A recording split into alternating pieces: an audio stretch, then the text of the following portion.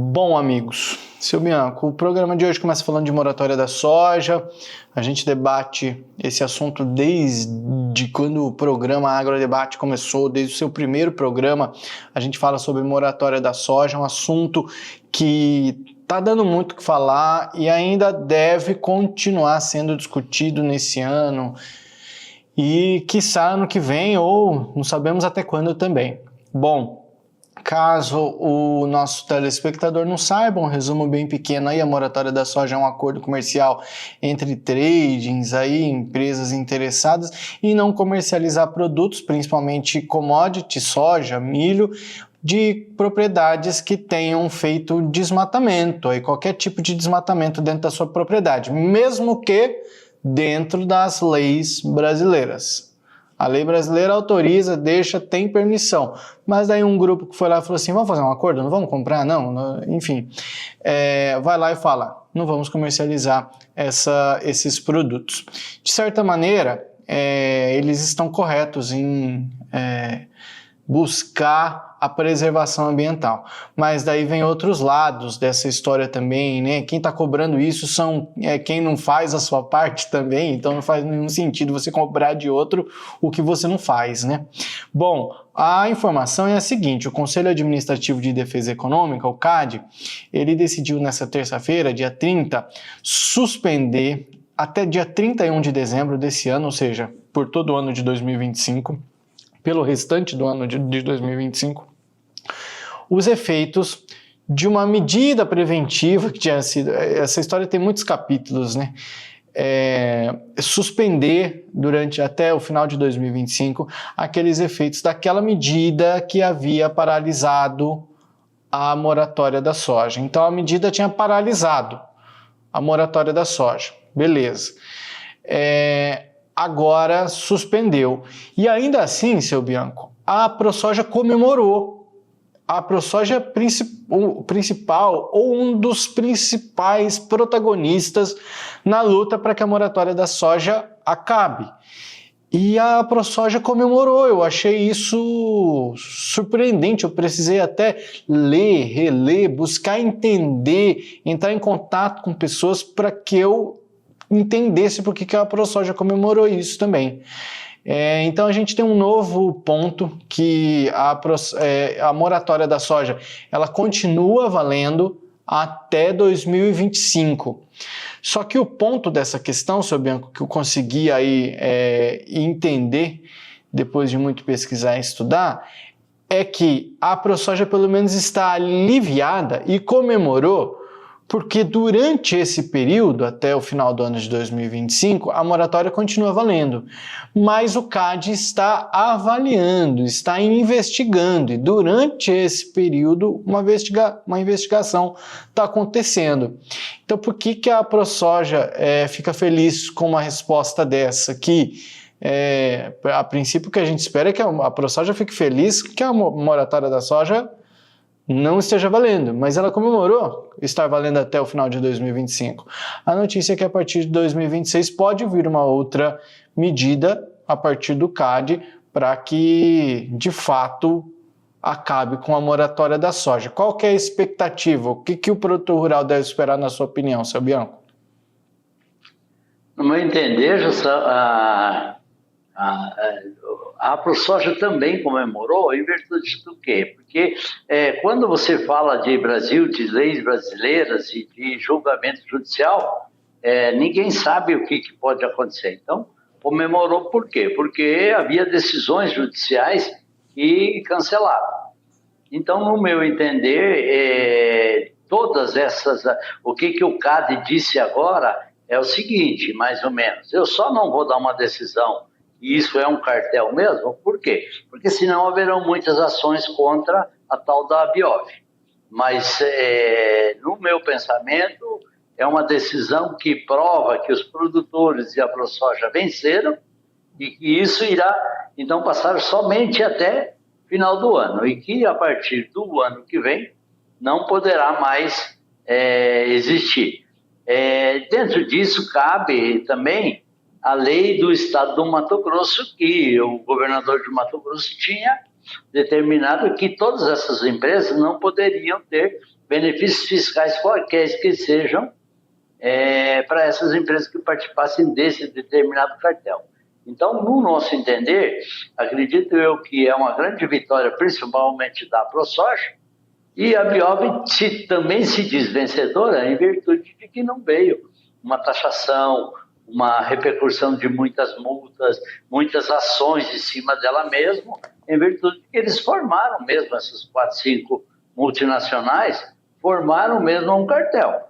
Então, aí que vem a revolta do produtor brasileiro, que 4, 5 multinacionais mandam em todo o mercado nacional, e a justiça brasileira e as leis brasileiras, as leis brasileiras dão ainda mais, não que dão poder a eles, mas ainda dão tempo para que essas empresas possam se defender. Isso aí deveria ser taxado já como um cartel, e todas essas empresas deveriam ter sido multadas. Por quê? Causaram muito prejuízo para todos os produtores brasileiros. Inclusive, vem uma história curiosa aqui na minha mente que eu vou compartilhar. Caso o nosso telespectador não acompanhou, fica o convite para acompanhar o Apro 360, que é o podcast da ProSoja Mato Grosso, que toda quinta, sexta-feira traz um entrevistado. E há 2 semanas atrás trouxe a Coronel Fernanda, que é deputada federal, né, por Mato Grosso, e ela participou. E durante a conversa, ela trouxe uma história muito curiosa. Ela fala assim: eu estava lá na Câmara debatendo justamente a moratória da soja e de repente chega uma mensagem no meu celular que a ministra do Meio Ambiente, a Marina Silva, estava alguma coisa no sentido de do lado das empresas da moratória da soja, né? Estava e por aí eu até trago mais base para aquilo que eu falei anteriormente, né? Faz até algum sentido a gente cada vez lutar mais pelo meio ambiente, mas não faz sentido também o outro não fazer a parte dele. O Brasil vai ter que fazer a parte dele sem ter nada em troca. Isso não faz sentido nenhum, né? E aí, mas voltando para a Coronel Fernanda, ela afirmou assim, ela falou, peraí, a nossa ministra do Meio Ambiente está indo contra a própria legislação brasileira? Não, peraí. Então fica o convite para você que não assistiu, foi no programa, no Apro 360, Coronel Fernanda, você procura aí no YouTube, Apro 360 Coronel Fernanda, foi no dia 19 que ela participou, 19 de setembro, né? E ela fala isso, ela traz esse relato. Então, seu Bianco, o que tende? Isso cabe até talvez uma investigação contra a Marina Silva. Porque qual que é a função do nosso governo brasileiro? Primeiro que a gente tem o poder legislativo que cria as leis, e a obrigação do governo é de cumprir com a sua legislação. Como que o próprio governo, através do seu braço aí, nesse caso o Ministério do Meio Ambiente, está lutando para que coisas que estão além da lei sejam cumpridas? Não faz sentido nenhum, né? Não faz sentido nenhum, Justão. E outra coisa, a gente tem que saber, o brasileiro tem que saber que nós temos a legislação ambiental mais rigorosa do mundo. Então, se eu legalmente pedir autorização para fazer algum desmate, transformar minha terra de improdutiva em produtiva, para eu fazer o quê? Para gerar alimento para alimentar o mundo, não há cabimento de que eu seja penalizado em toda a minha fazenda, ou nas demais fazendas também, em virtude de que eu fiz um desmate, o qual foi autorizado por SEMA, por IBAMA, pelo mesmo órgão que a Marina Silva preside, o próprio IBAMA autorizou. E daí ela disse que não pode. Então não há cabimento, é uma defesa assim do meio ambiente sem cabimento, sabe? Eu acho que nós devemos defender o meio ambiente, Nós temos uma legislação muito rigorosa, eu acho que até rigorosa demais. Porém, esse povo tem que parar de pensar que tudo o que se faça no mundo quando se quer produzir, é ilegal ou não tem cabimento. Então, o grande problema do Brasil, no meu entender, são alguns brasileiros que, infelizmente, por ganharem alguns recursos de ONGs ou de qualquer associações, lutam e dão prejuízos incalculáveis para toda uma nação. E aí entra também aquele discurso de que é muito mais fácil para essas nações cobrarem do Brasil, que é um país mais jovem do que eles, é muito mais fácil cobrar eles, que já tem uma floresta em pé, para que eles preservem, sem que a gente não tenha que pagar nada, ou seja, a conta toda do que ainda resta para o mundo, para respirar, vem toda para o Brasil, mas ninguém quer pagar por isso também. E eu até concordo, porque por algum tempo eu também estive desse lado da história. Não, a gente tem que preservar. Tá, mas o resto do mundo já desmatou, então o que é que a gente faz? Sobra para o Brasil a conta. Mas hoje eu já penso diferente. Existem, através da tecnologia, através de, enfim, estudo, ciência, a possibilidade de você reflorestar. Então por que é que esses países que tanto cobram para que o Brasil preserve, não refloreste o que eles já desmataram ao longo de milhares de anos? Porque ao longo desses milhares de anos de povoação do restante do mundo, da parte ali a região europeia, africana e tudo mais, que existe há muito mais tempo, povoada há muito mais tempo, isso foi se perdendo, essa vegetação nativa ela foi se perdendo ao longo dos milhares de anos. O Brasil não chega a ter não tem 1000 anos de história, e a gente tem que pagar, assim, de história desde que, bom, a gente tem conhecimento, né? Mas olha que interessante, por que não a gente pensar dessa ótica, a partir dessa ótica? Então, ao invés de você cobrar de mim, não, nós vamos cobrar de você, só que vem aquilo que você falou, que é um discurso, seu Bianco, que eu acho que tem que tomar muito cuidado, inclusive, na hora de conversar e de argumentar com alguém, porque a palavra ONG, eu acho que a palavra ONG ela já está com um peso negativo muito grande. E eu acho que durante muito tempo muitas pessoas elas se abraçaram a isso para dar argumentos rasos, mas não que não tenha fundamento. Eu acho que tem fundamento sim, mas muitas vezes algumas pessoas não conseguem criar uma forma de pensamento embasada, com teoria, com tudo mais, e acaba se atrelando a esse termo, a ONG, e não tem argumento para argumentar daí. Teria que ter números mais exatos, né, José? Igual você falou assim, Europa ou esses países, eles já, principalmente os produtores europeus, eles já fazem milhares de anos que eles plantam, eles têm muitos recursos, já alimentaram o mundo ou a parte de seus países, já alimentaram o mundo, ganharam um bom dinheiro. Por que é que a Europa e outros países são determinados de primeiro mundo? Porque eles já têm recursos financeiros suficientes para isso. Ou o primeiro mundo quando você tem mais qualidade em tudo, em moradia e tudo. Esses países, então, eles ganharam muito dinheiro já.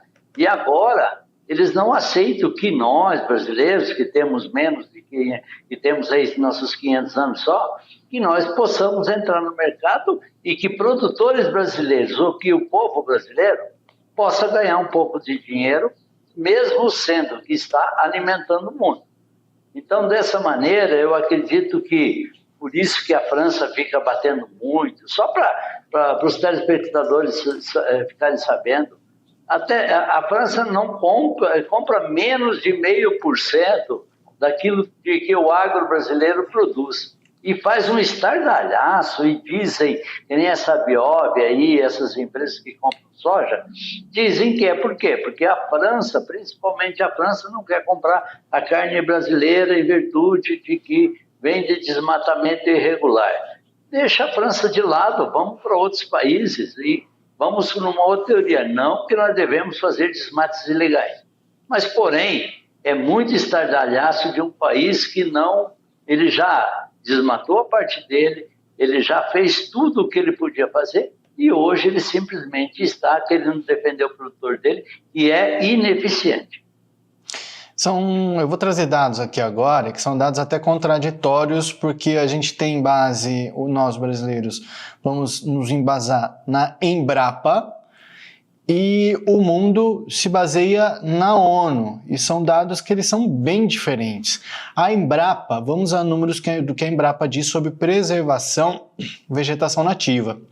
A Embrapa diz o seguinte, que quando as áreas protegidas e preservadas agregam-se às de vegetação nativa das terras devolutas e militares e dos imóveis rurais, ainda não cadastrados ou disponíveis no CAR, chega-se a um total de 66,3% do território nacional destinado ou ocupado com várias formas de vegetação nativa, cuja natureza e estado variam bastante. Ou seja, a Embrapa diz que 66,3% do território brasileiro está preservado. Então, são números da Embrapa. Já a ONU afirma um número bem diferente disso. E ainda assim nos coloca em vantagem em relação a outros países. Vamos lá. A ONU diz que do total, somando áreas públicas e privadas, cerca de 29% do território brasileiro está protegido. 29%. Vamos considerar praticamente metade, arredondando para 30%, 60%, vamos considerar metade. Então, 29% do território brasileiro, segundo a ONU, está protegido. Vamos comparar com a Europa toda? A média da Europa, o senhor tem um palpite, seu Bianco, de quanto, da União Europeia, de quanto que está preservado por lá? 26%, aproximadamente 26%. Menos do que o Brasil todo. Segundo a Embrapa, toda a área preservada do Brasil, ela corresponde a quase a Europa inteira, a níveis de comparação. As áreas destinadas à vegetação nativa no Brasil equivalem territorialmente a 43 países e 5 territórios da Europa.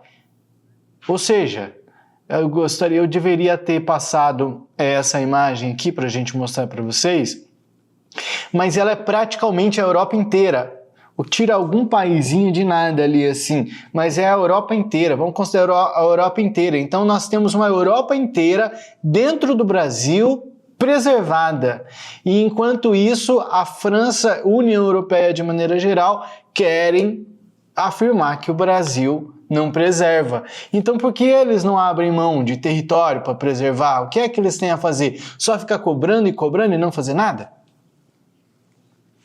Justin, eles não têm o que discutir, então eles ficam inventando, vamos dizer, esses dados, nos culpando por algo que é mínimo, e aí eles noticiam isso para o mundo inteiro, dizendo que nós somos ineficientes. Também é bom a gente saber, principalmente os dados do estado do Mato Grosso, que é um potencial, que é o estado de potencial agrícola muito fantástico, mas o Mato Grosso ele preserva mais de 60% de todo o seu território. Então, isso deixa que o mundo possa ficar sabendo que, principalmente o estado do Mato Grosso produz muito e preserva muito também. Então, a gente deve simplesmente esclarecer e defender, principalmente o brasileiro deve defender os produtores rurais, porque nós produtores, a gente preserva muito e em contrapartida também alimentamos o mundo. Aí resta, voltando agora à moratória da soja, então, portanto, o acordo continua válido até o restante desse ano de 2025, o CAD continua analisando, investigando e ficamos à espera de novos capítulos, né? A gente deve voltar a falar ainda em outras oportunidades sobre esse assunto por aqui. Enquanto isso, ficamos aí, né? Sem saber o que acontece. Vamos aguardando, seu Bianco. Beleza. O que a gente, principalmente a ProSoja, eu a ProSoja comemorou e comemorou muito. Por quê? Porque não existe essa condição de agora, principalmente até o final do ano, ela vai ser mantida, mas não haverá a condição de alguém da legislação, alguém de juízes ou desembargadores de cancelarem isso. Então, automaticamente ficará valendo e, no meu entender, a ProSoja venceu e venceu muito. Lá em janeiro, teoricamente, vai acabar e haverá algumas sanções. Por que a Biob comemorou? Porque ela espera que no meio desse tempo aí possa se fazer um acordo. Vamos lá, então. Então acabamos com a moratória da soja, só que vamos fazer aqui que não poderá haver ações contra a Biob, não poderão pedir ressarcimento, não poderão nada. Por isso, no meu entender, que a Biob comemorou também. Interessante. Isso também dá mais previsibilidade, né? Nesses termos aí do senhor, dá mais previsibilidade. E também mostra que, como o senhor também falou, que a ProSoja ganhou e muito, né? Ou seja, está sendo ouvida, não é um discurso que está sendo jogado aos ventos para não ter retorno nenhum, né? Enfim, estão vencendo e esperamos aí novos capítulos dessa história. Daqui a pouco eu te chamo de novo, seu Bianco. A gente vai fazer um intervalo comercial. No próximo bloco a gente fala sobre o shutdown dos Estados Unidos. O que é isso? Como que pode afetar o Brasil? O intervalo é rápido, a gente volta já.